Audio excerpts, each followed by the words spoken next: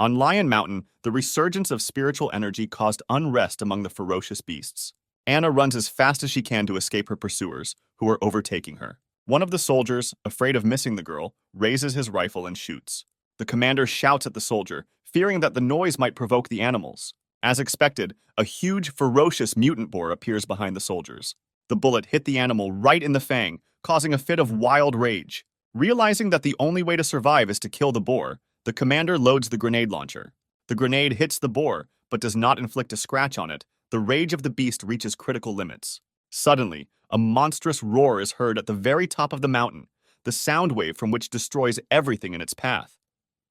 A mighty golden lion, the king of beasts and lord of the Lion Mountain, appears on the mountain.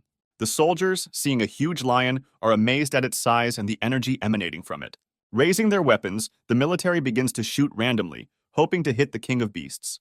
The lion makes a powerful jump, and a second later, finding himself on the ground, throws the soldiers to the sides with powerful blows. A few moments later, practically nothing remains of the military men who disturbed the peace. Leo examines his paw and realizes that he is practically unable to control his strength. Chris was an ordinary orphan guy who at some point decided to become an unofficial mercenary. One day he accidentally ended up in this place and became a werewolf, turning into a golden lion. Chris can't figure out what's wrong with his system. No matter what he does, his power constantly increases. The lion asks his were-parrot what happened to the girl who was being hunted by the military. The were-snake says that the girl was thrown straight into the center of the animal stream by the shockwave. Anna lies on the ground, wounded and trampled by hundreds of paws of angry animals. Chris sees that the girl is dead, but her body is still full of spiritual energy. Lev directs his spirit at Anna and suddenly she begins to turn into a ghost. After a while, Chris realizes that the girl can't calm down and says that if she doesn't want to be a ghost, she can simply reincarnate. Wendy, the candle demon, tries to calm down the ghost girl and says that the king is not evil at all, but just a little straightforward. The girl explains that the lion shared his spirit with Anna so that the girl's soul would not be scattered. Wendy says that at one time she became a demon in the same way, but relying only on the power of the king is not enough. There are two conditions for becoming. The first condition is a personal predisposition to formation. The second condition is that Anna must have strong enough motivation.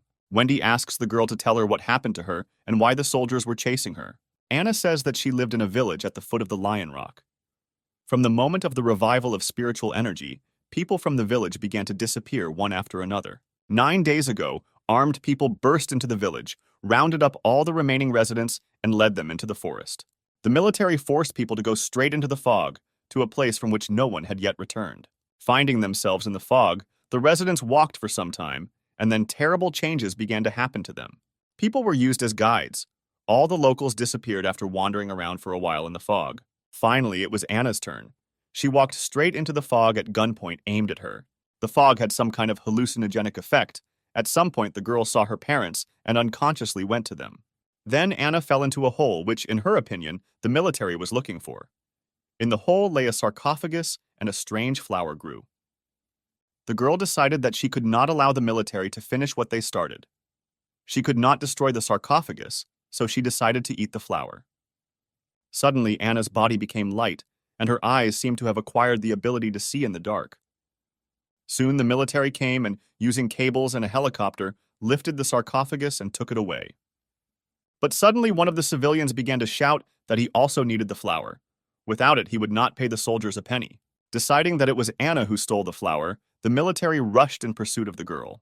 Chris speculates that Anna only became a ghost because she ate the flower. The girl's motivation for becoming a leader is very strong. She longs to take revenge on her offenders. Leo understands that he needs to figure everything out. After the revival of energy, people went crazy, and the next similar incident will not be long in coming. The king approaches the girls and tells Anna that she needs to act carefully, and since the girl is now his ghost, her problems are his problems. Lev asks Anna if she wants to be his ghost. After a couple of moments, the girl admits that she wants to serve the king and be under his protection. Chris receives a message from the system that a new servant task for the lion has been activated. Since the guy turned into a golden lion, a system has appeared that makes him stronger. But nothing like this happened until Chris became the king of the Lion Mountain. The system began to send tasks and rewards for their completion. The fragments received for binding the ghost can help Chris return to his human form. Suddenly, he asks Anna how badly she wants revenge. The girl admits that the desire for retribution is great, but she will not dare to cause trouble for her king. Anna understands that she is now a ghost and has a new home, but she really wouldn't want her dead relatives to end up in the wasteland. Chris bares his teeth angrily because of some people the poor child experienced so much grief at such a young age. Suddenly, the lion again uses his magical power, and a small charming lion cub appears in front of him. Chris explains that this is his avatar, and he will accompany and protect Anna. The lion blows again, and a mysterious dagger appears in a drop of magic. Chris says that this is not a simple dagger, it is incredibly sharp, and its power is the evil spirit of the king. The king notices that since the girl has a difficult path ahead, a sharp dagger will not hurt her at all. Suddenly, Wendy begins to fly around the girl, enveloping her in flames. The demon explains that on a difficult road, they will need a bright candle to illuminate their path. Having reached the village, Anna notices that after the military took away the sarcophagus, the black fog cleared. Chris's avatar thoughtfully remarks that the ghostly aura in this place is too strong. Suddenly, a little ahead, the company notices many scattered skeletons. Anna cries that all these people were killed by the black mist. Wendy wonders how a recently deceased person can turn into a skeleton so quickly. The lion cub, using the energy of the king, says that in this evil world, there should not be those who must suffer forever.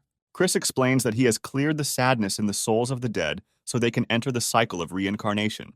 Having buried her neighbors, Anna hopes that they can all rest in peace. Suddenly, the avatar stops the girls with a gesture. He senses 5 armed people. The soldiers are sitting in front, having dinner and discussing how they will mock Anna when they catch her. One of the soldiers steps on the skull and says that these are the remains of her parents. She will probably come back for them. The girl is filled with wild rage. She takes out and tightly clutches a dagger in her hands. Chris stops the girl about to attack and says that someone else is approaching. Suddenly, a helicopter hovers over the soldiers, and they see some shadow descending towards them along the cables. The famous Jane from the special squad jumps to the ground and asks if the eccentric scientist really only took the sarcophagus. The soldiers explain about the flower, but Jane says that the real treasure is inside the sarcophagus. According to the special agent, the sarcophagus contains the souls of 49 people who died in vain over the past 81 years. Jane takes a handful of soil from the site of the sarcophagus and says in amazement that this is the soil of 3 existences. In the cave, Chris receives a message that for discovering the soil of 3 existences, he receives the function of sinister knowledge. The king notices that with his new knowledge, he can now really see every vein in his body. Ev realizes with amazement that he can even see the aura pulsating in his veins. One of the soldiers says that he did not know how precious this soil is, and adds with a laugh that they will of course keep this secret. Suddenly, Jane pulls out a sword and threatens to say that only the dead can keep secrets safely. The military is furious at the obvious threats against them and decides to teach the agent a lesson. Jane turns on the magic bracelet and, having aimed the target, instantly rushes to attack. Moments later, not a single soldier is left alive, and Jane mockingly says that they were no match for her. Having cut her hand with a sword, the woman drips blood onto the soil and reasons that even the treasures of the sarcophagus cannot compare with the strength of the soil of 3 existences. Jane smugly notes that if it weren't for her idea to use the villagers, the pathetic scientist would have killed all his people, but would never have reached the sarcophagus. Anna cannot stand the woman's confessions, and shouting that everything is because of her, she rushes to the attack. Suddenly, Jane knocks her away with a powerful blow. For some reason, she was able to see the ghost. Anna subconsciously dodges the blow, and then realizes that having become a ghost, there is no need to be afraid. Having stopped seeing the ghost, Jane thinks that the bracelet could not have been mistaken, and reaches into the pocket of her backpack. The woman puts on her glasses and sets up a connection with the bracelet. Finally, Jane sees Anna and laughs that she is just some little ghost. Anna asks in bewilderment how Jane can see her, and then screams in rage that she will avenge the death of her parents. The girl rushes into a lightning attack, tightly clutching the dagger that Chris gave her. Anna throws a series of very fast blows, but Jane parries each one with ease. The avatar thoughtfully watches the fight. He does not understand why Jane was not scared or surprised. It turns out that this is not the first time she has met a ghost. Having suddenly received a rather strong blow, Anna wonders how this is possible, because she is just a ghost. Jane smugly replies that there are special knives that are meant for people like Anna. The ghost sees that the agent has a long blade range, but she has no other choice. She needs to dodge and try to attack. Jane powerfully grabs Anna by the neck and says that any magic or illusion is useless. Wendy tells Chris that Anna is just a little ghost who just turned. She needs help. The avatar, whose eyes sparkle with magic, replies that for the sake of revenge, the girl herself must kill her enemy. Meanwhile, Anna, having managed to dodge another blow, appears behind Jane and puts a dagger to her throat. Chris, seeing the defeated enemy, says that Anna's first fight was good, and now he sees that the girl is really a ghost. Lev explains that Jane had special glasses and a bracelet that could sense the presence of someone else's aura. That's why she saw Anna. Wendy realizes that the king deliberately released his aura to confuse the agent and allow Anna to strike. Suddenly, Jane's voice is heard behind Anna, noticing what kind of assistant the girl has. Turning around sharply, the girl is amazed to see that the special agent has been resurrected. Anna barely has time to substitute the dagger, reflecting the blow of the sword. The ghost delivers a powerful blow with a special dagger and cuts off Jane's hand. Chris examines the woman's body and wonders whether her avatar will be able to survive the death of the abandoned body. Suddenly, the spirit of 3 existences separates from Jane's body, and the severed hand reaches for her. Watching how the woman now wields a sword, Anna thinks that now the attack radius has increased significantly, but at the same time the speed should drop. Deciding not to wait for the spirit to come to its senses, the girl rushes to attack. Suddenly, Jane begins to turn into a terrible monster, with many tentacles crawling out of her body. The tentacles grab the ghost girl, making her unable to move and defend herself. Chris thinks about it. His avatar is also a spirit, and if he gets hurt, it will be very bad.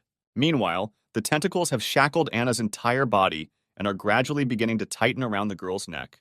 Chris uses a fragment of yang, instantly finds himself on the scene and picks up the exhausted Anna in his arms. Seeing that the reprisal against the ghost was unsuccessful, Jane begins to rage.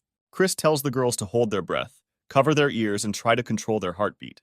The king emits an incredible lion's roar, the sound wave from which will not spare anyone. A powerful wave hits Jane directly, and the woman, dying, flies far to the side. The king picks up Jane's sword, examines it, and without noticing a scratch, comes to a conclusion. That the weapon is quite good. After killing Jane, the lion gains many new features and equipment. But after looking in the mirror, Chris is angry that, despite all the new attributes, he still hasn't regained his human appearance. Anna bows before the lion and thanks for the help. But Chris notices that revenge is not over yet, and they still haven't figured out what kind of sarcophagus it is. Hiding his bestial face under his cloak, Chris declares that they need to go down the mountain to complete their investigation. Raising their heads, the company notices that it is almost morning, and dawn is breaking. Wendy gets scared and hides under the lion's cape, screaming that she cannot appear in the sun. Before Chris had time to come to his senses, Anna was under his cape, clinging tightly to him. The king gets angry and tells the girl that she is a ghost and can inhabit anyone, for example, Jane's body. The group moves on, and Chris reminds Anna that if they meet anyone, the girl should act exactly like Jane. Chris and Anna go to the helipad where the remaining soldiers are waiting for Jane. Anna announces that she has found the rock and it is time for them to go back to where they came from. After some time, the pilot reports that they have arrived in Shalene and will be landing in 10 minutes. Chris is surprised to note that, unlike the prosperous Lion Mountain, the cities fell into decay after energy was restored.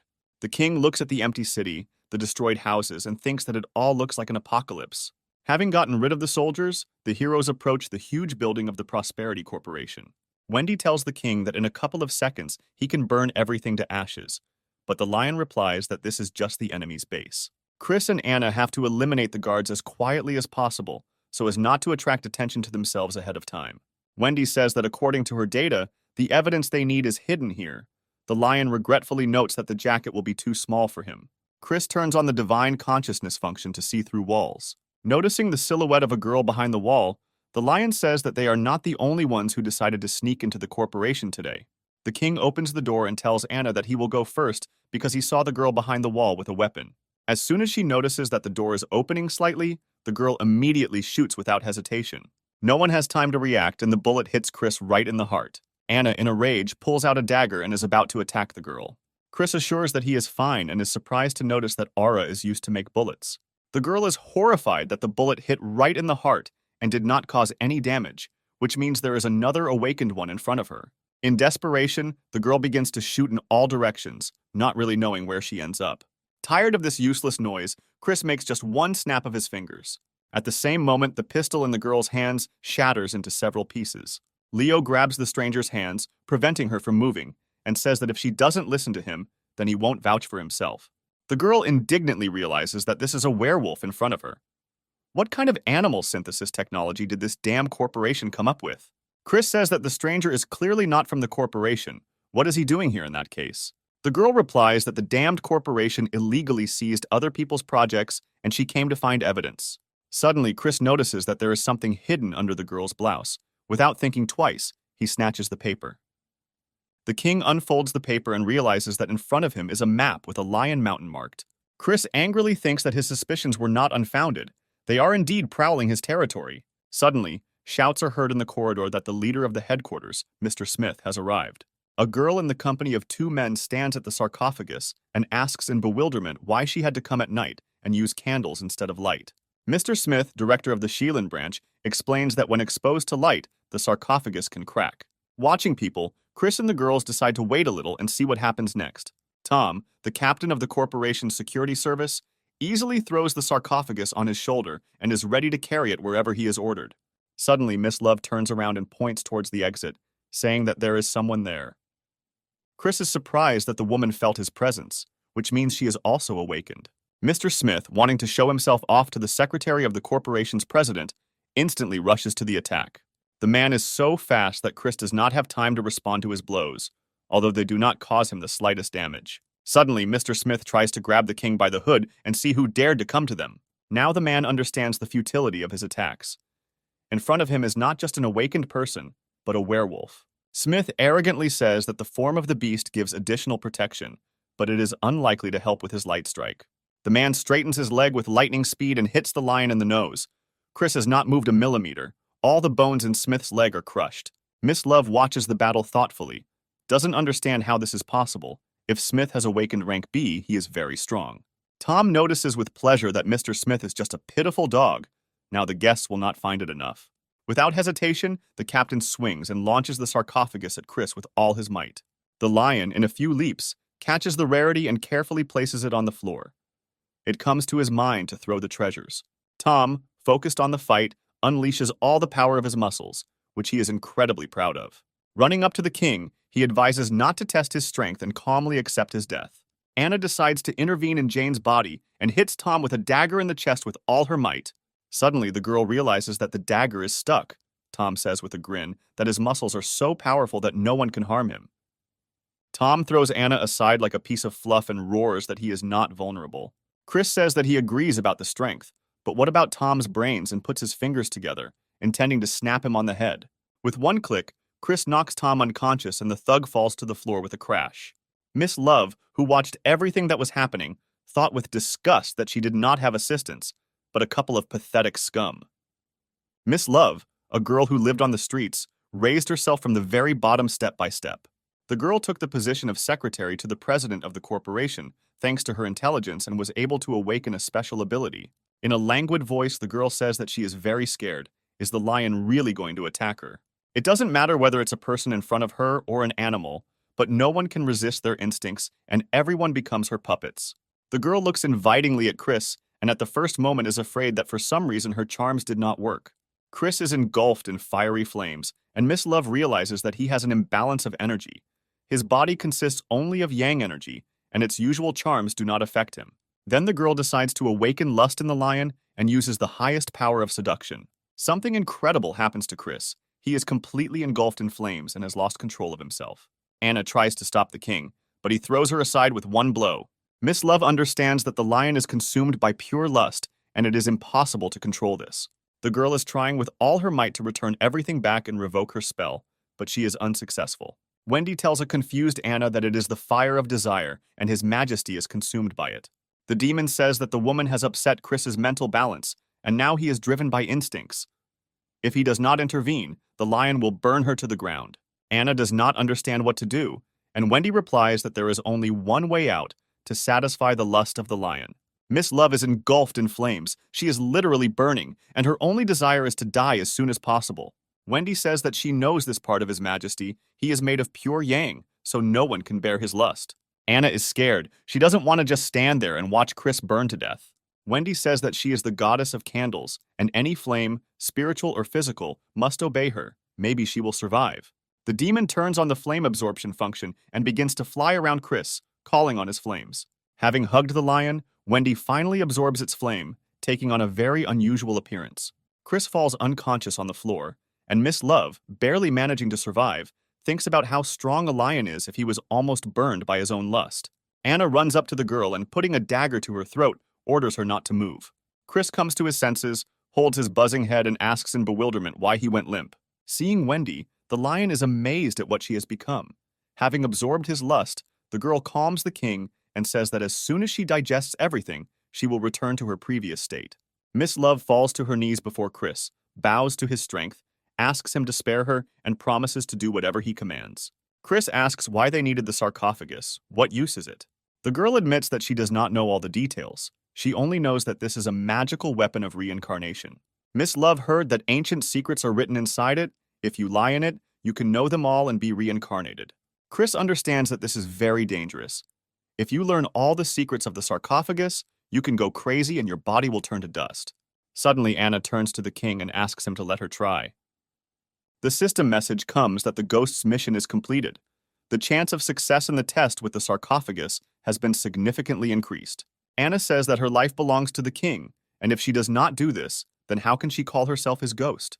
Chris thinks for a few moments and, after weighing all the risks, ultimately agrees. Anna lies down in the sarcophagus, and Chris activates the flame of the heart and the flame of the soul. Leo instructs the girl, says that if she finds herself inside and something goes wrong, then let her give a sign and he will immediately pull her out of there. The girl lies down, closes her eyes, and suddenly everything around her flares up with a bright pink flame. Anna, in her human form, finds herself on the edge of her village. On the threshold of the house, Mom and Dad wave to the girl and say it's time for dinner. Anna understands that this is a lie, that she must try with all her might not to be deceived. The girl convinces herself that this is an illusion, but cannot resist and goes to meet her parents. A blue flame burns on Chris's paw. He explains to Wendy that as long as the flame burns evenly, then everything is fine. Suddenly, Wendy announces that the sun will rise soon, and if Anna does not wake up in time, she will be bewitched. Watching the flames, Chris reports that the girl is struggling. Although the fire is still burning, it is very difficult for her to resist the spell of the sarcophagus. The king decides to intervene, touches Anna, releasing his energy, decides to return her. The girl opens her eyes, looks blankly, and then finally recognizes Chris. Wendy shouts in alarm that things are bad because the sun has already risen. Suddenly, the girl's body arches, and magical light rays pierce her from all sides. Anna opens her eyes. Instead of pupils, small golden suns shimmer in them. The ghost does not understand what is happening to her, and Wendy joyfully shouts that the girl has succeeded. The girls happily hug their king, rejoicing that at least this danger has passed. Miss Love sarcastically congratulates the heroes on their touching reunion and says that she has nothing more to do here and can leave. Suddenly, Wendy viciously grabs Miss Love by the ear and says that she will not let her leave, asking Chris what he is going to do with her. The leader thinks that the girl awakened his instincts and forced him to use a special technique, but thanks to this, his skills increased. Leo suddenly says that he needs help to become a better person until he achieves greatness. The girl is in shock. She was prepared for the most terrible punishments and never expected to hear such words. After some time, the whole company watches how beautifully the majestic corporation building burns. The next morning, Chris receives a message that the second stage of energy restoration has finally begun, and he needs to expand his boundaries as much as possible. Suddenly, an inscription appears that if Chris does not expand his territory within the allotted time, then his body will not be able to withstand the flow of aura, and he will die. The king thinks that he hasn't explored his territory much before. It's time to use a special skill and try it out. Turning on the demon's consciousness, the lion is amazed that he can now see the flow of energy throughout the Lion Mountain. Suddenly, Chris notices that the golden tree is broken, but it was supposed to be guarded by lizards. Noticing a dead lizard, the king emits a menacing roar. No one dares to invade his domain and kill animals with impunity. Chris decides to follow the alien's energy trail and thus discover it. Following the flow of energy for quite a long time, the lion eventually sees some strange ground beetle that has left him. Chris is furious that some insect has knocked down the golden tree, the root of Lion Mountain's spiritual power. The golden tree blooms and bears fruit once every 10 years, and by eating its fruit, you can gain demon power for the next 30 years. The king calls his subjects, the monsters of the Lion Mountain, and calls them to go to battle. The barely alive guardian of the Golden Peak and the monster of the Lion Mountain barely recognizes his comrades. The Himalayan bear tells the king that the lizard can still be saved. Suddenly, the animals see the arthropod monsters that the king saw begin to crawl out of a hole in the ground and begin to hiss at him. Amazed by such impudence, Chris is going to attack the creatures with a lion's roar. But then the green snake asks to be allowed to deal with the impudent insects. It is not right for the king to dirty his hands about them. The snake rushes to the attack and destroys the strange creatures one by one. The lizard, who has come to his senses, asks the king for forgiveness for not saving the tree. Chris asks where these bastards came from. It turns out that before it was an ordinary earthworm, but during the restoration of energy, it began to mutate, went berserk, and completely out of control. The snake realizes that it will not be so easy for her to cope with these creatures. While she attacks one, others attack her. The snake notices that the more creatures it kills, the more new ones come out of the hole. The snake worked hard for His Majesty day and night. The time has come to show everything that it is capable of. Triggering the transformation, the snake takes the form of a sea serpent, an incredible dragon. Using the breathcaster function, the dragon gets rid of all the creatures in an instant. The animals freeze with delight. No one has ever seen this form of a snake. Suddenly, the creatures, having come to their senses after being stunned, run into a hole. The green snake rushes after it with lightning speed, hoping to catch up with the creatures and destroy them completely. Having turned on one of the functions, Chris understands that below are the power lines of the Lion Mountain, and if they are damaged, the consequences will be dire. Having gone down into the hole with their subjects, the animals find a confused snake. The reptile reports that the creatures escaped because they were guided by their cover, and its sense of smell was interrupted by the aura of spiritual power. Having turned on the devilish consciousness, Chris understands that the first restoration took place above, and the second in the bowels of the earth. Suddenly, the lion replaces that some ancient scriptures appear on the walls. The whole place looks like a lion's den. Having walked forward, the animals see many corpses of recent creatures, for which they came here. Suddenly, an incredible red Chinese umbrella appears above the mountain of corpses. The umbrella rises to reveal a young girl under it, who says that they were just in time. Suddenly, the bear sees that all his subordinates are falling to the ground. With a roar, he asks the girl if this is her doing. Red Gwen sarcastically says that she doesn't like throwing away food, but unfortunately she can't eat it all. The bear, using all its power, rushes at the girl, but Gwen paralyzes him with one movement of her umbrella. The parrot and the white fox do not leave the commander in trouble and rush to his rescue. The girl, using an umbrella, causes a poisonous stream of smoke and gets rid of the animals, laughing that stupid animals are only good for food. Chris menacingly says that the truth is that lions do not show their full strength, which is probably why Gwen treats him like a sick kitten. The girl laughs and says that the lion is an ordinary stupid kitten. The king cannot tolerate such impudence. The famous lion's roar is heard. But Gwen opens her red umbrella, which turns out to be an impenetrable shield. Chris continues to roar, sending more and more sound waves towards the girl. Suddenly, the umbrella sharply folds and sticks into the ground next to the lion, who has fallen silent in surprise. The hidden Gwen understands that she cannot cope with the lion on her own. The question is what he is ready for the sake of his friends. Suddenly, the red umbrella opens and rises into the air, engulfed in magical red flames. Gwen uses the absorption function, and all of Chris's friends begin to be sucked under the umbrella.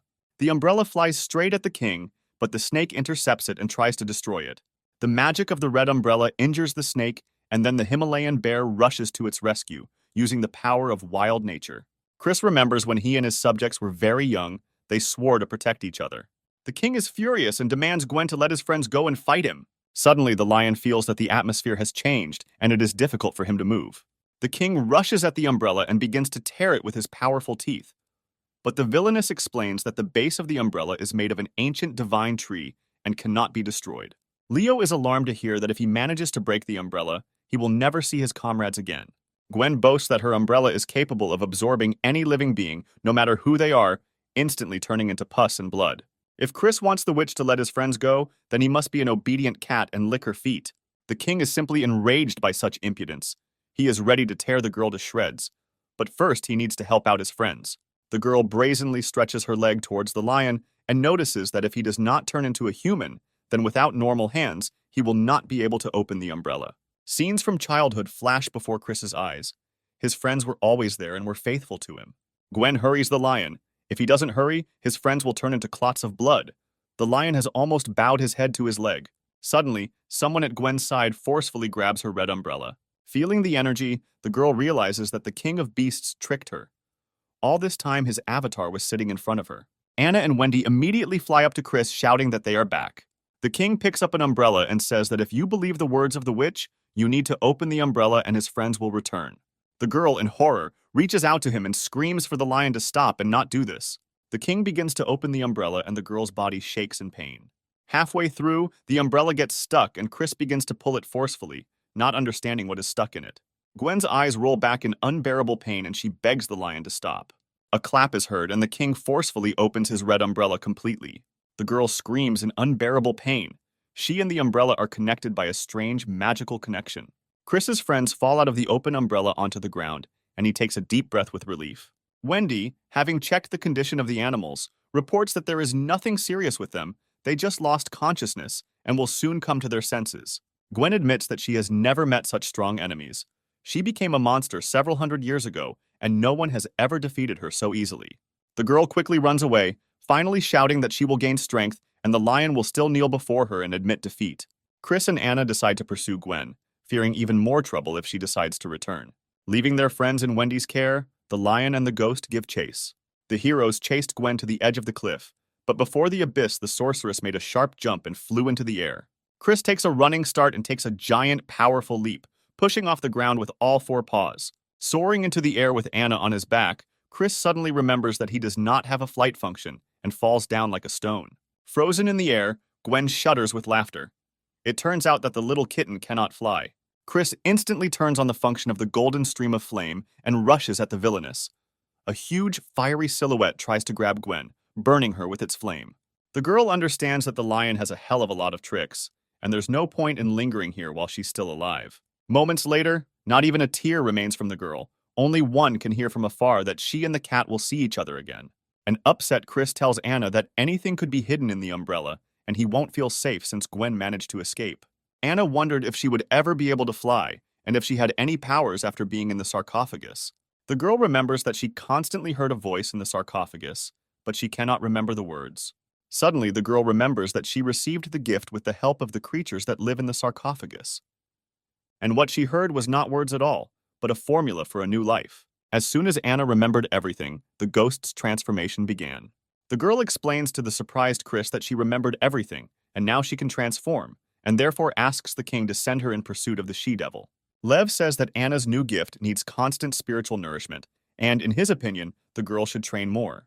Chris says that the devil Gwen is not so simple, gives Anna a drop of blood surrounded by a force field, and promises that she will protect the girl. Anna is determined and assures the king that she will certainly cope with everything. Until late at night, the ghost chases the devil across the sky above the Lion Mountain.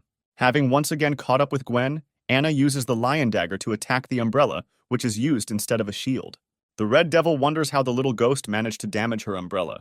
Anna happily replies that this dagger was given to her by His Majesty, so the villainess's umbrella is absolutely useless. Gwen, without hesitation, turns on the absorption function, and Anna is instantly sucked inside the umbrella. Having fallen through time and space, the girl crashes into the wall with all her might. It turns out that an endless ancient city is locked inside the umbrella, where Anna ended up. Suddenly, the girl notices how a strange fog is creeping towards her from all sides, which has a corrosive effect and corrodes her aura. Anna understands that the longer she stays in the city, the less chance she has of getting out of here alive. Suddenly, in one of the gateways, the ghost notices a bloody pile of monsters and victims. The girl runs even faster, thinking that she needs to get out of here immediately. Having run long enough, Anna again stumbles upon a bunch of monsters and does not understand why she ended up here again. The girl comes up with the idea that the most dangerous places are actually the safest, and she rushes up into the fog. But after flying through the fog, Anna crashes into the wall again. Looking around, the ghost sees that gravity has changed, the sky has become earth, and the earth has become sky. Noticing Gwen's silhouette, the girl realizes that the villain has complete control over everything that happens in the city. Anna remembers that last time everyone managed to return only after His Majesty opened his umbrella. Succumbing to despair, the girl realizes that she has again failed her king, but suddenly remembers the drop of blood that he gave her. Anna swallows a drop of blood, and suddenly her small magical dagger turns into a huge sword endowed with magical powers. The ghost understands that he cannot give up for the sake of the king, takes the sword and draws it across the wall with all his might. A deep crack appears on the wall and screams are heard that clearly indicate pain. And then Anna realizes that all of Gwen's manifestations are just an illusion, and her real body is that same red umbrella. The ghost gathers all his spiritual power and may not win this battle, but will help His Majesty get rid of the garbage. Having tuned in, Anna turns on the function of the secret deadly technique. Using an attack from above, the girl begins to smash the wall with all her might. Gwen winces in pain. Strangely, the ghost simply ignores the corrosion and continues to attack her. Anna, more like the devil, realizes that her plan is working because the fog has begun to clear. Gwen suffers more and more, but realizing that the lion is still chasing her, she knows that she cannot give up and stop now. The villainess, having turned on blood coagulation, calls for bloody warriors who stand like a wall in front of Anna. Anna indignantly thinks that these warriors are the souls of those who were swallowed up by the witch, and she is vilely using them. The girl has no choice, and she excitedly begins to destroy the warriors one by one. On Lion Mountain, Chris feels that the ghost's development is too superficial for the legacy of the gift she received. If Anna cannot control the power, the consequences will be very serious. It only took a few minutes for the ghost to get rid of the warriors and destroy everything around him. The force begins to change Anna, sparkling with bloody eyes. She understands that she does not have enough blood. She wants to kill more. Observing what is happening, Gwen understands that the demon's strength is not enough to cope with the ghost. The most sensible thing to do would be to retreat. People look ahead and realize that they have finally reached the Lion Mountain. A group of scientists rise up and reason that the government has taken away all their projects. Team leader Bing says that the second wave of recovery has begun, and now is the time to seize resources. Bing's employee fears that they might find out about their expedition, but their project was transferred to another company. Suddenly, scientists notice a strange glowing silhouette ahead. In the clearing stands the ghost of Anna, whom Gwen released from her strange city and transported to the foot of the Lion Mountain. Bing decides that he has a competitor from another company and needs to destroy her as quickly as possible. The scientist jumps and attacks Anna, who is standing motionless, using an ice punch. As soon as a man reaches out his hand through the force field, the girl cuts off his hand with one lightning-fast blow. Not expecting such aggression from the little ghost girl, Bing screams in pain and horror. His henchmen, wanting to avenge their boss and show who's boss, grab their weapons and attack the girl. Just a moment later, Anna stands over the corpses and admires how wonderful the blood smells. Chris appears and tries to stop Anna and shouts that she will not be able to return to her previous appearance if she drinks human blood. But the girl is not like herself. She is completely obsessed with power and does not hear the lion. Chris sees no other way out and emits a lion's roar, spreading a powerful sound wave. Suddenly, Anna seems to split into two, one entity trying not to let go of the other. In the end, the girl falls exhausted on her side to the approaching lion. Chris, looking at the girl, thinks that he did not want such tests for her, but she will undoubtedly be able to protect herself when she becomes stronger. Inspecting the corpses of the scientists, the king notices with concern that more and more people are appearing on the Lion Mountain. Anna, who has come to her senses, asks the king for forgiveness for having once again let him down, but that witch was too strong. The lion assures the ghost that everything is fine, even though the villainess has escaped. Suddenly, Chris receives a message that he has something stuck between his teeth. The lion clears his mouth with his claws and sees that a piece of a red umbrella, a fragment of magic brocade, is stuck in his mouth. Chris wonders if this piece can be used to find Gwen, although she hides well and will not be easy to find.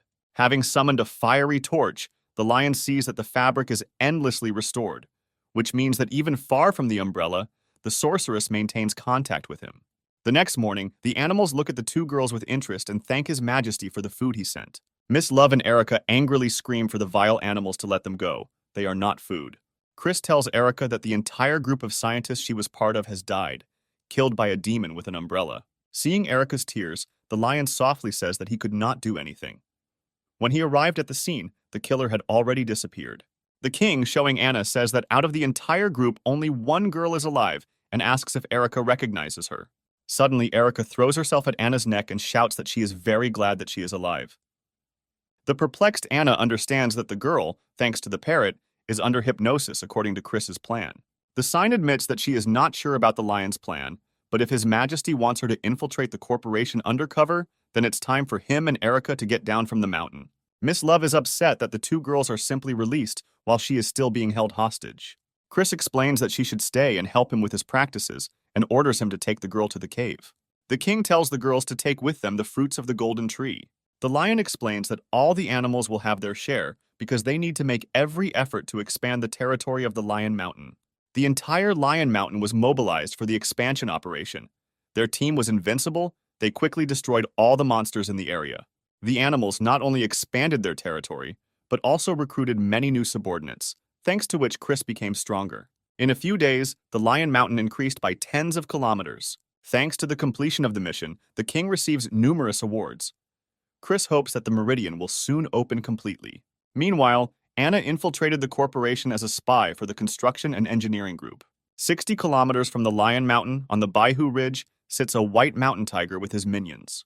Turtle notices that Lion Mountain has become very active lately, and their borders have almost reached their ridge. White Tiger calmly says that they should take advantage of the second stage of energy restoration. But they cannot come empty-handed. They need to prepare a gift for the meeting. Chris looks at the statistics with pleasure. Now he can fully master the skills of collecting Qi and repelling the mountain, and he also has a Yang fragment. Suddenly, a notification arrives that one of the territories has been lost. Chris from the mountain shouts to the bear about the loss of territory and orders an immediate investigation. Lev does not understand what is happening. There were no problems from that territory. Perhaps the system failed. The king admits that he might have missed something and decides to inspect the territory himself. Messages about the loss of territories come one after another. Chris understands that most likely this is some kind of diversionary maneuver. Turning on the demon's consciousness, the king penetrates underground and sees thousands of earth rats. The king uses the resistance of the mountain and the shaking of the earth. A huge crack appears on the ground. Looking into the widening crack, the animals see not thousands but millions of rats. The green snake says that there weren't so many rats here before. They are her clan's favorite treat and therefore target their aura. Suddenly, the rats unite in an organized stream and rush to attack the company of animals. The beasts turn on all their functions: wild power, feathered arrows of the universe, and the snake is simply trying to eat as many rats as possible. Suddenly, the rats are pulled into some strange whirlpool, forming a large tower. Moments later, the Rat King appears in front of the animals in full form. A huge beast destroys everything in its path, and the lion orders the animals to flee. Turning around, Chris lets out a lion's roar, releasing a powerful beam of light. The beam instantly pierces the Rat King's body right in the middle. The mountain white tiger, observing the events with a grin, notices that the lion has strong destructive power. But this is not enough. The defeated Rat King disintegrates into millions of ordinary rats. The rats run underground at great speed through the crack created by the Lion King. Chris notes that the rats themselves are weak, but they thrive in numbers and it would be great if they were hit by an earthquake. The tiger ironically remarks that mountain rats live under the entire earth of the rock, and why doesn't the lion just lift the lion mountain? Chris triggers the earth's yeast function, hoping to kill the rats in this way. But at some point, the lion realizes that the rats have penetrated too deep and his attempt will not lead to success. Suddenly, the animals all gather up and without hesitation, rush to attack for their king and their home. The snake notices that her clan knows the mountain rats better than anyone. They are social animals. They deliberately unite only for some purpose. Moving deeper, the reptile says that when hunting rats, they run away, and they can only unite into one formation. Rats can unite only in order to become the Rat King. The bear notices that Chris has already killed the king, but the snake says that that Rat King was just a collection of mice, and she talks about their boss. Only by exterminating the Rat King will they be able to win. Suddenly, the snake notices a huge rat, and using a poisonous bite, rushes at the rat. Noticing that the behavior of the other rats has not changed, the snake realizes that it was not the Rat King, but just a large individual. The armadillo notes that if the rat boss wants to hide, then he won't show himself so easily. Suddenly, the rats penetrate even deeper into the ground and begin to frantically gnaw on the most important thing. Chris is furious. The rats have reached the meridians, and it's only a matter of time before they damage them irreversibly. Bear tells Miss Love that Lion Rock has been taken over by rats, and the ruler wants her to find the Rat King. The lion explains to the perplexed girl that she needs to help find the king of the rats, and then activate Chris's bestial lust. Miss Love remembers well how the lion's lust turned out last time, and does not want to repeat it again. Chris shouts that he has no time to explain. He will be able to completely control his instincts. The girl obeys the king, but feels very strange seeing Chris in lion form. The fire engulfs the beast. He feels incredible energy, but this time he really has everything under control. Chris turns on the divine fire function. He uses his meridians underground to look as deep as possible. The king now sees all the rats and thinks that now he has enough strength to burn them all. Watching his opponent's actions, the mountain tiger notices with a grin that he relaxed early. Letting out a roar, the tiger shouts menacingly that the real horror that mountain rats bring is just beginning. Chris, watching the rats, angrily realizes that they continue to bite the veins of the earth. The king does not know what to do. Neither he himself nor his subjects can penetrate as deep as the rats. The lion is afraid that he will not be able to protect the entire Lion Mountain. Chris reflects and realizes that he has only one option left. Leo uses the full distribution of the function of demonic authority. Chris looks around with pity and realizes that because of the connected function, he injured his friends. Suddenly, a green snake jumps out from under the ground. Fortunately, it managed to avoid injury. Chris reasons that looking for the Rat King is like looking for a needle in a haystack. The king was able to suppress his powers for a while, but this time is limited. Rushing forward, the lion thinks that initially his task was to expand the territory and not to resist the Rat King. Chris is confident that after completing the system's task, he will be able to master the return of 10,000 kui and the shift of a mountain. With these functions, he will be able to expel the enemy.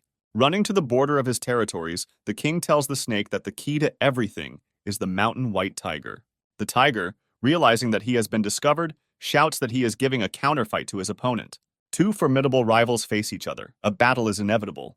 The tiger senses that the Lord of the Lion Mountain has supernatural powers and is an excellent opponent. Chris feels the aura changing. Disasters are resuming. The mountain tiger is well prepared. A difficult battle lies ahead. Rivals rush to attack and almost simultaneously emit roars that emit a powerful sound wave. Two magical waves collide with each other, no less powerful. Suddenly, at the sight of the collision of energies, a powerful explosion is heard, blinding everyone around. Predators, looking at each other, understand that each of them has demonic prestige. Both rivals and their assistants rush towards each other with the only thought of killing the enemy. The tiger jumps first and, in a rage, unleashes a powerful blow on his opponent. The lion unexpectedly dodges and responds by striking his opponent with a Beastmaster strike. The tiger flies back and wonders how this is possible. He did not expect that the lion had enough strength to resist him. The lion's strength lies in the fact that he was previously human, and this is the second time his energy has been restored. The tiger does not give up. Having run up, he attacks the enemy again, and this time the blow reaches the target. Chris is furious. It turns out that his opponent has the same abilities as himself. Having made a lightning-fast jump, he activates his power and hits the tiger with a backhand. Enemies begin to attack each other with such speed that only sparkling magical lightning is visible. Chris, without stopping for a second, thinks about the fact that this is the first time he has met such a strong opponent. The white tiger understands that it is useless to hit the opponent and activates a strike of 5 lightning bolts. Green Snake, watching the battle. She understands that she cannot get into this fight, but she must somehow help her master. The snake takes the form of a dragon, enraged, thinking that someone dared to fight against its king. Releasing the dragon's most powerful roar, the reptile hides its master from the eyes of its opponent. His pet turtle comes to the aid of his tiger and activates the capture function. A stork attacks the dragon from above and says that if she really wants to fight, then let him attack them with the turtle first. The lion is distracted by the snake, but the tiger doesn't let him go, grinning and declaring that Chris doesn't have time to worry about others. Running up, the tiger releases its sharp claws and attacks the king of the Lion Mountain directly in the side. Chris is furious. Since the beginning of the battle, he has activated only half of his power. But now it's time to teach the enemy a lesson, leaving him no chance. But suddenly the lion receives a message from the system that his strength, speed, and endurance are blocked. The tiger mockingly says that the lion is scared, and as long as this fear is present in his soul, he cannot defeat the tiger. This is his ability. Chris suddenly feels the power of demonic pressure. He does not understand what is happening. Everything is split in two before his eyes. Bullying is the mockery of the strong against the weak, but the weak are not born to obey the strong. As long as the victim feels fear, then even if he is stronger and larger, nothing will change. This is the law of nature. Using the power of pressure more and more powerfully, the tiger in a rage orders to feel the power of the ruler. Chris realizes that he cannot use his techniques. All because of the tiger's soul, the lion is completely under his influence. Leo decides that the safest thing for now is to keep his distance. But the tiger does not let go of his enemy. Having made a powerful leap, the opponent flies a long distance and finds himself in front of the astonished lion. Chris resists with all his might, repels endless attacks, and strikes himself. Receiving messages from the system, the king is amazed to see that the attributes, although blocked, continue to increase. At this time, the dragon continues to fight with the tiger's assistance, but suddenly feels cold and a strange heaviness in her body, which prevents her from moving. But she is not going to give up. The dragon flies into the air, and the turtle realizes that this is already beyond its capabilities. But in the air, a fast stork begins to attack the dragon. The dragon orders him to get out of the way. But the stork, with its sharp beak, pierces the dragon's body with all its might and flies through it. Taunting, the stork reveals that the turtle is the protection of the white tiger, and the dragon has already fallen under its influence of the dark water technique, which dissipates energy. The dragon realizes that she has only one trump card left and summons a dragon storm. The turtle sees that thunderclouds are gathering in the sky and decides that the dragon wants to hide in this way. Distracted by the thunderstorm, the turtle does not notice the dragon. Otherwise, it wraps itself around the body of its rival, depriving it of the ability to move. The dragon sinks its teeth into the shell, but the turtle understands the futility of this because its shell absorbs all attacks. But the dragon did not even think about trying to bite through the shell. With a sharp movement, she knocks over the turtle, depriving it of the opportunity to stand up. The turtle is unable to turn around, and then he realizes that the fog enveloping him is poisonous. Hearing that the turtle is being attacked, but not seeing what is happening because of the fog, the stork flies down with all speed, intending to attack the dragon. The stork does not hear the desperate cries of the turtle that the dragon is not in the fog and pierces the neck of his comrade in arms with all his might. The fog clears and the stork realizes with horror that with his attack he decapitated the turtle. The approaching dragon instantly launches an attack and, thinking that even a spear will break without protection, deals with the bird. Chris needs to think, and he activates a golden vacuum around himself, which reflects all the attacks of the tiger. The tiger in a rage bites and scratches the golden ball. He is perplexed, because while the animals are under his pressure, they cannot resist. Suddenly, Chris turns to his opponent and calmly asks if he really has the same system. The tiger does not understand what we are talking about. He cannot believe that he cannot break the lion. Determined to use its full potential, the mountain beast summons a forceful thunderstorm. All of Chris's fur becomes electrified and stands on end. The lion does not understand what the enemy is up to. With a die cry, the tiger activates the thunder of the western skies and sends a terrifying blow straight at the opponent. Hearing the lion's roar, the tiger shouts in rage that his rival must disappear. At the site of the hellish blow, where the lion stood, a giant crater formed in the ground. Noticing the floating golden ball, the tiger thinks with confusion that from the force of the impact and the power of the temperature, the shield should have cracked. The ball suddenly picks up speed and soars into the air with a hiss. A lion appears next to the ball, which during this time has managed to transform. The tiger is perplexed how the lion was able to remain unharmed and what kind of golden ball it is. Chris receives a message about receiving a demonic pill and now has access to a level 1 thunderstorm strike. Ominous thunderclouds gather above the lion's head. The white tiger is the first to decide to take advantage of the thunderstorm. Seeing the flying lightning, the king decides to take advantage of the movement of the mountain and create a barrier to allow electricity to pass into the ground. Receiving an offer from the system to use the pill, Chris understands that the system itself created it, and he has a chance to survive this storm. Having received a powerful lightning strike, the lion tells the tiger that by doing so, his opponent only filled his demonic pill. But the enemy does not give up. The tiger flaps its wings and flies towards the king with the desire to kill him. The tiger strikes with all its might straight into the jaw of the self-confident lion, who was not expecting such a straightforward blow. Chris hits the ground with all his might and shakes his head for a long time, trying to come to his senses. Leo sees that despite the fact that he was able to use the pill, all his indicators remained blocked. The king remembers the words of the turtle, that as long as there is even a grain of fear in front of the tiger, the enemy will not be able to defeat him. The same abilities are inherent in Miss Love. No matter whether the person in front of her is a person or an animal, if the individual is male, he will become her slave. Realizing that the effect of the pill has ended, the tiger releases a thunderous roar of light at its opponent. But the lion uses protection like a Faraday cage and easily endures the attack. Chris notices that the power of thunder no longer affects him, and despite his suppression skills, the tiger can no longer control him. The lion releases an expanded golden vine, which instantly entwines its opponent. The mountain predator did not expect such an attack so much that at the first moment it could not even resist. The vine, flaring up with hellish flames, fetters the tiger more and more tightly, depriving him of even the slightest opportunity to move. Suddenly, in the distance, the tiger notices the Rat King and calls for his subject. At the same instant, hordes of rats appear, dotting the ground with a continuous living carpet. The lion is furious, calling on fire magic. He decides that it is time to end this battle. The tiger smiles contentedly.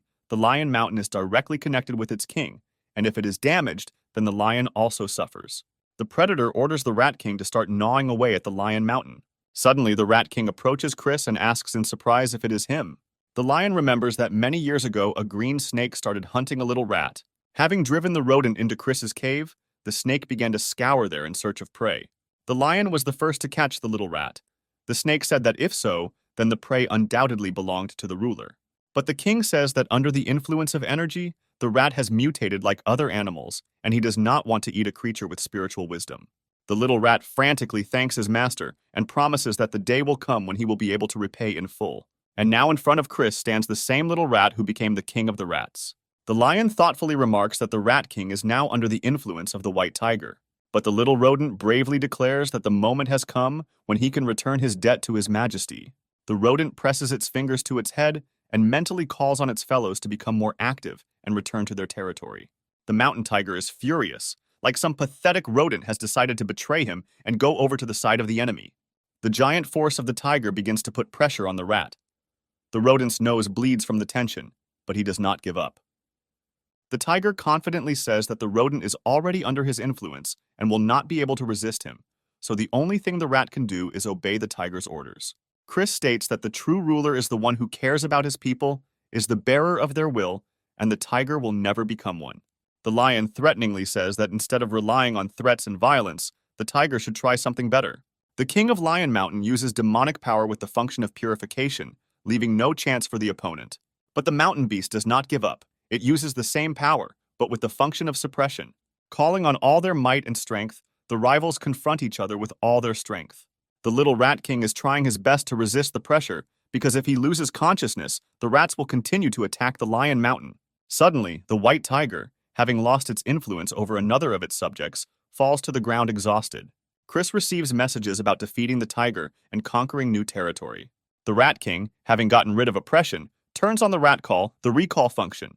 On Lion Mountain, a bear and a parrot watch in amazement as the rats leave the bowels of the earth and scatter in different directions. The lion and the rat, completely exhausted, slowly wander away, when suddenly the voice of a tiger is heard behind them. The tiger slowly approaches the heroes, hanging his head low. Chris turns around in horror. Is the opponent really alive? The lion has no more strength to attack. The predator says that he must bow his head before his master. From now on, the lion will be the king and the tiger his queen. The lion and the rat are completely amazed whether the mountain white tiger really turned out to be a tigress. Tigress asks Chris if the queen's place next to him is still taken. The king is completely demoralized, but he is definitely not going to start a family in the body of a lion. At the entrance to the ruins of the Red Umbrella, people who arrived by car and arrived by helicopter gather. Anna and Erica are part of a research team sent to the ruins. A large research group heads inside the cave. The girls, expecting danger at any moment, keep their weapons ready. Tony hands Anna his gun and says that times have changed and you need to choose your weapon wisely. The group approaches some strange stone blocking the passage. One of the guys says that according to the radar, there should be a large space behind the stone. Suddenly, a strange stone begins to rotate at breakneck speed. Tony, confidently relying on his strength, rests his hands on the stone and tries to move it from its place. To increase his strength many times over, the guy transforms into a ferocious wild boar. The beast begins to squeeze the stone with all its might, and at some point it cracks. There is a crash. The stone bursts in half and a huge larva of some beetle falls out of it. At the same moment, large bats fly out of the opened passage and attack Tony. Erica, using aura bullets, begins shooting at the bats. The boar exhales with relief and naively thinks that the girl saved him solely out of personal sympathy. The group moves further, and a large cave with a huge geisha castle opens before their eyes. Geishas begin to look out from the rooms of the palace and joyfully shout that they have guests. Looking at one of the girls, Anna thinks she sees a familiar face. Tony's eyes light up with a strange flame, and he rushes forward towards the girls. The group leader stops him and tells him to be careful. But the boar is clearly under the influence of some kind of spell. He rushes towards one of the geishas, not noticing anything around. At one point, other geishas surround the men and begin to lure them into the castle. Suddenly, a strange fog appears around Tony, creeping into his nose and mouth. Instantly sobering up, Tony looks into the geisha's devilish eyes and realizes that she is sucking the yin energy out of him. The boar gradually loses its animal appearance and shouts to the commander, asking for help. Geisha, having stopped pretending to be girls in love, attack men with poisonous fog. The group commander, who did not succumb to the spell, rushes to the men's defense, but one of the girls tries to stop him. The commander glows with magical power, pushes the girl away and shouts that their spirits cannot defeat him. The geisha knows that even the most persistent men cannot resist their charms and continues to seduce. The commander begins to shake, the blood rushes and he realizes that he is holding on with all his strength. Anna thinks that all this is happening not far from the Lion Mountain, so she urgently needs to inform the ruler. The girl begins to take on the form of a ghost in the hope of flying away, but then one of the geishas grabs her hand. Anna turns around in surprise and realizes that the geisha is absorbing her spirit. The girl looks intently at Anna and says that since she has come, there is no turning back. Meanwhile, on Lion Mountain, the tigress has seriously decided to mate with the lion and dreams that their offspring will be the strongest of all. Chris doesn't know how to avoid the awkward situation and makes the excuse that he first needs to deal with the current turmoil. Suddenly, one of the burning candles changes its appearance and alarmingly reports that things are bad. The flame turns into Wendy, who reports that Anna's heart, which she is holding in her hands, is gradually disappearing. Chris lights the holy fire to see for himself what happens to his ghost. In the fire, the king sees how two girls as part of a group penetrate the ancient ruins. Then everything disappears. The king decides to personally figure everything out. Spending a fragment of yin, Chris is once again reincarnated, having changed his appearance quite significantly. Tigress understands that while white tigers transform into divine beasts, Chris gradually turns into a human. Tigress only wants the king to be obsessed, and it seems to her that there is only one way to get what she wants. The geisha holds Anna tightly by the hand and quickly flies towards the castle. On the way, Erica manages to grab the ghost's hand, and now the geisha is already carrying the two of them. Landing in front of the castle, the girls hear a voice from one of the balconies greeting them. Anna stares at the girl upstairs and finally realizes that this is Red Gwen. The villainess also recognizes Anna and shouts in anger what the hell the girl is doing here. Without hesitation, Anna takes on a devilish form and, having enlarged the dagger to the size of a sword, immediately rushes into the attack. The girls' hatred for each other is so strong that lightning begins to spark between them. Anna threatens that now she will take revenge on the villain for everything, but Gwen is amazed at her impudence. A ghost has invaded her house and is threatening her. Erica realizes that her eyes simply do not have time to follow the lightning-fast movements of the two girls, so she sees only bright flashes of light. The other geisha, in horror, demand to stop the fight. If the noise disturbs their mistress, then no one will care. Suddenly, Anna and Gwen freeze as a cry is heard from under the arch of the cave, demanding that the battle be stopped. The doors open and Beth, the head of the geisha pavilion in the ancient ruins, appears on the threshold. Anna feels such powerful demonic energy from her mistress that she even finds it difficult to breathe. There is clearly something wrong with Madame Beth. She has been cultivated for 1,000 years. Realizing that in a fight with Beth, Anna will be left without a soul, she abruptly sits down on her knees, asks for forgiveness for the outrages, and asks to let her and Erica go. Madame Beth laughs. The girls are so young that they haven't even really learned to talk. The mistress says that she will let the girls go, but only if they help her leave here too. Beth says that her soul is tied to this place, and Anna's abilities can help her find freedom. The mistress invites the girls inside. Anna and Gwen clearly find it difficult to bear each other's presence. Beth says that she was a young heiress from a wealthy family, but her family took part in the uprising and lost everything. The girl was sold to this brothel. On the very first evening of her stay in the brothel, the young girl found a client. Deep down, Beth was too innocent for such a place and was ready to commit suicide. And she never expected that it was in this place and on this evening that she could fall in love at first sight. The guy was also from a good family. He was in a hurry to the city for exams, but his friends tricked him into a brothel. That night, young people sang, talked about the past and present, and played musical instruments.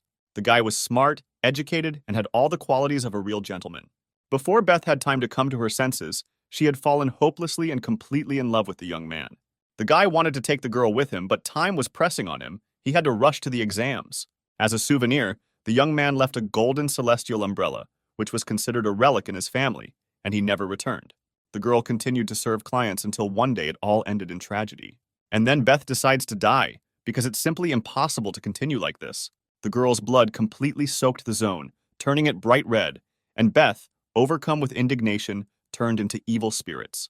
Anna asks with interest what happened next, how Beth became what she is now. Beth continues that then her young man returned. He became the leader of the civilians and military, received the post of general, and came for Beth. When the guy found out about the death of his beloved, in a fit of rage, he killed everyone in the geisha pavilion. And then the man burned one of the buildings of the old pavilion to the ground. The man called the monk to try to summon the girl's soul. The monk used a special book to protect Beth's body, and to protect it from rotting, he also locked his soul in it. Since then, the man tried his best to bring the girl back to life, but he died himself, unable to find a way out. Beth explains that her energy was later restored. Leaving her body, she turned into a ghost, and then became a spirit bound to the pavilion. The souls of the other girls are also trapped in this place. The mistress cannot leave here, so from time to time she sends them to suck out souls to maintain hers. Anna says that souls become attached to a place because of unfinished business, and in order to help Beth leave the pavilion, she needs to complete her business. Suddenly, Anna asks if Beth wants to see that man again. The demon replies with a categorical refusal. The lady calmly says that thousands of years have passed, and she has not been interested in men for a long time. Beth says that she can leave the castle if she gets rid of the book, then she will be free. The lady notes that if Anna helps her become free, she will send the book to her master, which will provide good help. Beth reveals that Gwen also became a demon because of her resentment. From a certain point of view, the girl, another part of the mistress herself. Anna is perplexed that Beth knows about Gwen's crime on Lion Mountain, but still asks the ghost for help. The lady says that according to Gwen, the lion and company drove the girl out of her cave, but not all of the Lion Mountain belongs to the king. The geisha have been here for several thousand years. Approaching her coffin, the lady says that it is better to simply make many enemies than to turn a feudal battle into hell. Anna and Erica look into the coffin and are amazed to notice what a beautiful girl lies in it and seems to be just sleeping. Anna, without any hesitation, reaches out to the book, but at the same moment it simply disappears. Beth says with irritation that the book cannot be taken just like that. It was necessary to use the powers. This book not only locked the soul of the lady, but also protects the body, which is in the gap between yin and yang. Anna admits that she previously used the powers she received only on herself and does not know if she can use them on anything else. Gwen suddenly explodes that the ghost didn't say this before, because now the book will trigger a defense mechanism. Beth says that no one knows what kind of protection this is, because for thousands of years no one has approached her body, and those who came immediately had their souls sucked out. Suddenly, the geishas who came along with the heroes turn into some kind of demonic entities. Emitting wild screams, the demons rush to attack the girls, protecting the book and the body of the mistress. Anna instantly rushes to the attack, scattering the demons in different directions. Erica starts shooting at the demons, hoping that special bullets will be able to stop them. One of the bullets blows off half of the demon's head, but the former geisha remarks with a grin that it won't hurt her. The demon is chasing Erica, is about to attack, and the girl realizes that she has no chance of salvation. But suddenly Gwen comes to Erica's aid and throws the demon far to the side with her red umbrella. Gwen asks Beth if she can stop the demons, since they are her subjects. Beth notes with regret that the geisha are controlled by something else, and she cannot take control of them. In order to destroy the demons, she needs to get to the book. Gwen yells at Anna that all the problems are because of her. If the girl hadn't ruined the geisha's umbrella, she would have gotten everyone out of here long ago. Beth asks Anna to try again, only this time she needs to use her powers. There is no other way out. Anna confidently approaches the coffin and asks Gwen to cover her so that the demons do not interfere with her. The girl resolutely approaches the book, wondering what she can do to destroy it. Anna uses reality blurring and releases her spirit. After a while, the girl's eyes light up with a magical fiery light, and Anna realizes that she has found a way out.